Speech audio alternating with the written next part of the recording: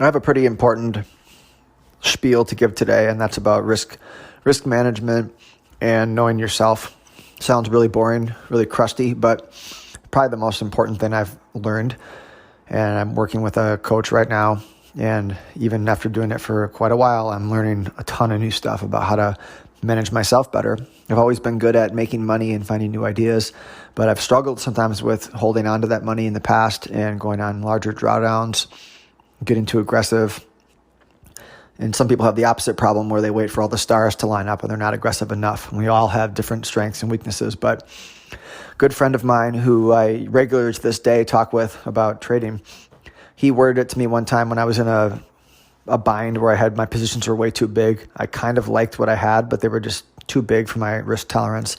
They were moving against me, and he said, well, how are you going to feel if it goes down to these prices? Because you can look at the chart, and it's a pretty good chance that it's possible, maybe a 30% chance that the stocks that you're in could go down to these various prices. And he listed some prices off.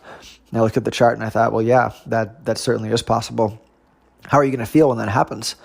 And that's basically the question you have to ask. Are you going to puke all your stuff and feel sick to your stomach and angry and you want to quit the business and never do this again? Then you're probably trading way too big.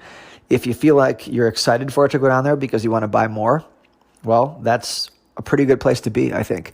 And when the market starts to turn down like it is right now, and I'm not saying it's going to go down or go up. I have opinions on it, but that's just, you can look around and everyone has an opinion about things like that, and that you're not really going to make money with that kind of chatter.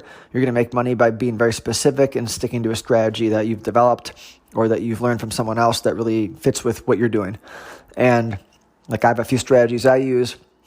Each strategy will change with the market environment, but for the purposes of this podcast, it's about really identifying where is that breaking point for you where you're going to start to get emotional and not feel good. And so go look at your books, see what you have on, and can you withstand something that has a good chance of getting to that area.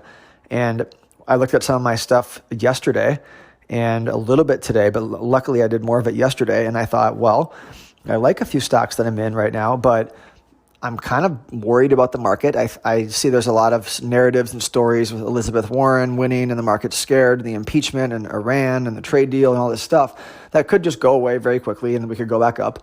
But stuff just kind of looks like it's in no man's land a little bit, and we could have a more vicious sell-off if some of those stories pick up. So I looked at my stocks and I thought, if some of these go down to where they probably could go, I'm going to feel pretty crappy and give back a lot of my year, and it's not going to feel good. So I need to take my position sizes down. So I took my position sizes down at this point, 40 or 50% and everything. And I might even go a little further. But so now my positions are small enough and the market's rolling over a little bit here where if it keeps going down, I feel like I can buy more at the spots I want and wait for an opportunity, and I have a lot of cash on hand. If it goes up, I don't really care that I got out, because if it goes up, volatility usually goes down.